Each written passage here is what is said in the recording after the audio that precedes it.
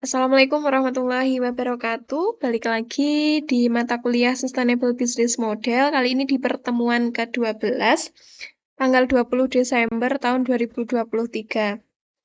Nah, teman-teman, di pertemuan ke-12 kali ini kita akan belajar mengenai peluang dalam green business.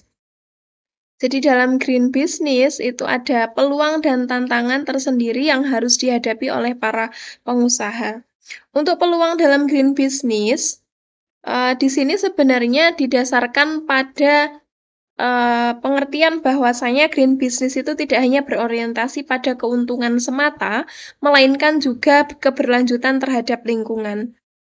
Nah, artinya ketika seseorang ingin terjun dalam dunia bisnis hijau atau lebih dikenal dengan istilah konsep green business, maka orientasinya dia tidak hanya pada keuntungan semata dalam hal material, melainkan juga terhadap keberlanjutan dan juga kepedulian terhadap lingkungan sekitar.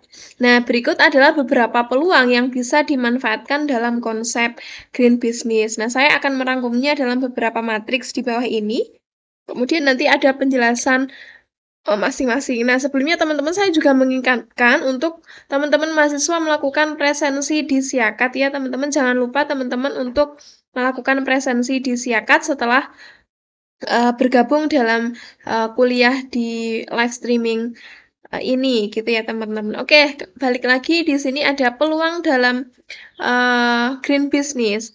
Nah, peluang dalam green business sendiri dibagi menjadi beberapa macam. Yang pertama misalnya ada contoh mengenai jenis usaha reparasi dan refurbishing sepeda. Yang kedua ada peluang usaha untuk menciptakan atau memproduksi botol minuman yang dapat dipakai ulang. Nah, kalau kalian perhatikan ya, teman-teman perhatikan, mungkin di iklan televisi itu sudah terjadi perang iklan ya antara merek ya. Kita tahu merek uh, air mineral yang terbesar yang menguasai pasar Indonesia selama ini dengan pesaingnya gitu ya. Dimana pesaingnya ini muncul dengan gebrakan iklan bahwasanya mereka mengklaim memiliki botol air mineral yang di sini itu artinya mereka adalah ramah lingkungan, artinya tidak membuang botol tersebut sembarangan, melainkan nanti botol tersebut akan didaur ulang begitu.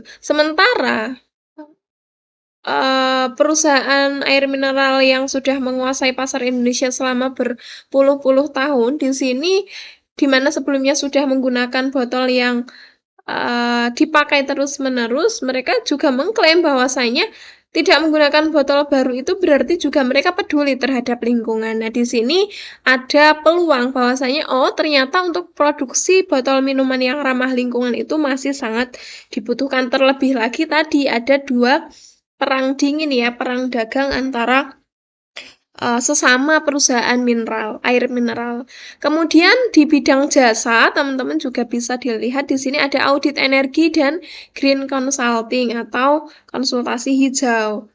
Jadi kalau audit teman-teman terbiasa dengan istilah akuntansi, audit gitu ya, audit atas laporan keuangan, audit kepatuhan dan lain sebagainya. Muncul istilah atau muncul peluang mengenai audit energi. Jadi, prosedur pemeriksaan atau auditing yang ditujukan untuk memeriksa penggunaan energi dari perusahaan itu sendiri. Apakah perusahaan itu sudah memanfaatkan atau mengefisiensikan energi atau belum.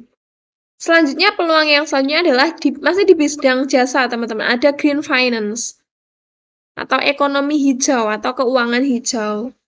Kemudian di bidang produk yang lain misalnya ada upcycling mebel. Kalau teman-teman mungkin ke kafe gitu ya yang kekinian, itu kalau terkadang ada kafe atau restoran yang mereka menggunakan furnitur itu dari bahan-bahan bekas atau dari mebel-mebel yang sudah pernah dipakai kemudian di furnish baru, kemudian masih bisa dipakai. Nah, di sini juga termasuk dalam peluang dari green business. Dan teman-teman kalau misalnya ada passion di mebler gitu ya, itu bisa menjadi peluang bisnis, yaitu peluang bisnis hijau gitu ya teman-teman. Kalian bisa mensuplai permintaan dari pasar, dari restoran-restoran, ataupun juga dari kafe yang mereka membutuhkan atau yang akan mengkonsep kafenya itu menggunakan mebel-mebel daur ulang seperti itu.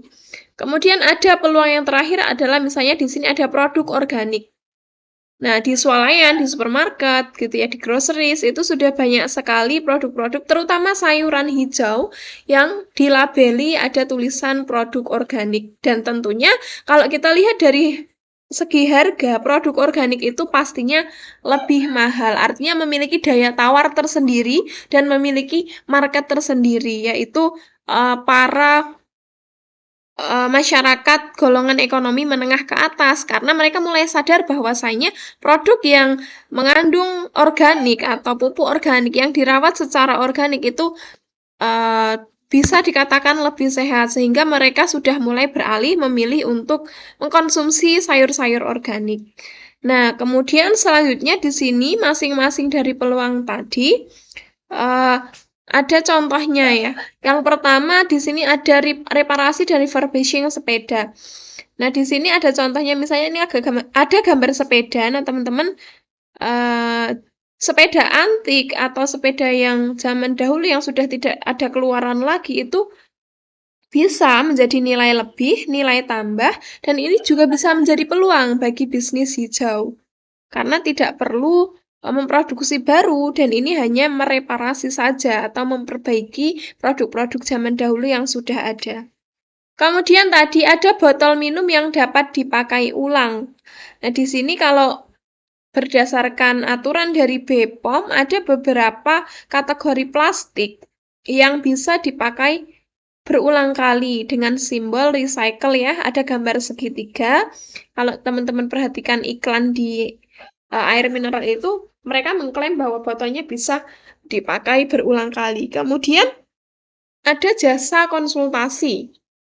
Peluang di bidang jasa, di perusahaan jasa, teman-teman mungkin yang berminat untuk membuka jasa konsultasi atau audit energi, teman-teman yang berminat di bidang auditing juga bisa membuka jasa ini.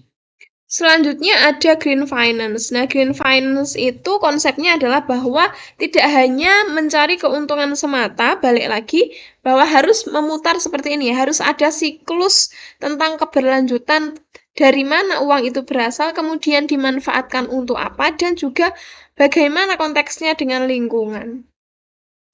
Jadi di sini misalnya ada gedung-gedung yang memanfaatkan energi matahari, yang memasang panel surya di atap-atapnya sehingga bisa digunakan sebagai sumber energi untuk menggantikan energi listrik.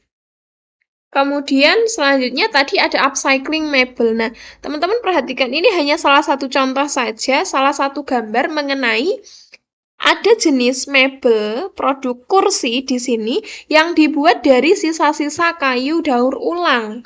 Ternyata juga memiliki nilai estetika yang tersendiri gitu ya. Bagi penikmat seni ini tentunya selain memiliki nilai seni yang cukup tinggi juga memiliki dimensi atau sisi ramah lingkungan karena mereka tidak menggunakan kayu baru, artinya tidak menggunakan kayu yang ditebang, melainkan menggunakan kayu dari sisa-sisa misalnya sisa-sisa penggunaan dari bahan bangunan, kemudian dari pagar yang sudah tidak terpakai dan lain sebagainya misalnya. Nah, demikianlah di sini ada contoh upcycling mebel itu juga termasuk dalam teknologi ramah lingkungan. Yang terakhir adalah produk organik. Oke. Dalam produk organik di sini teman-teman, saya contohkan adalah sayuran organik. Nah, sayur organik ini juga memiliki pasar tersendiri ya tadi ya. Karena memiliki nilai daya tawar yang di golongan kalangan masyarakat menengah ke atas. Ini teman-teman bisa menjadi insight ya, gambaran atau peluang bahwasanya oh ternyata green business itu memiliki peluang tersendiri dengan sasaran market tersendiri. Oke teman-teman, demikianlah materi yang bisa saya paparkan hari ini. Jangan lupa teman-teman melakukan absensi di Siakat. Terima kasih. Wassalamualaikum warahmatullahi wabarakatuh.